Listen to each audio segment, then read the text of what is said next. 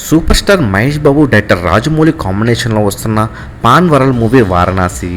ఈ మూవీలో మహేష్ బాబు సరసన ప్రియాంక చోప్రా హీరోయిన్గా నటిస్తుండగా ఎంఎం కీరవాణి మ్యూజిక్ సమకూరుస్తున్నాడు. మరి ఈ మూవీకి సంబంధించినటువంటి అదిరిపోయే బ్రేకింగ్ అప్డేట్లు వచ్చేసాయి. ఇప్పటి వరకు వారణాసి సినిమాను 2 పార్ట్లుగా గ్లోబ్ ట్రోటర్, టైమ్ ట్రోటర్ గా రిలీజ్ కాబోతున్నాయని వార్తలు వైరల్ అయ్యాయి. మరి దీనికి రాజమౌళి స్పందిస్తూ ఆన్సర్ ఇచ్చాడు. మొదట వారణాసిని 2 పార్ట్లుగానే రిలీజ్ చేద్దాం అనుకున్నప్పటికీ లాంగ్ రన్ టైమ్ తో ఒక్క మూవీగానే రిలీజ్ చేయబోతున్నామని తెలియజేశాడు.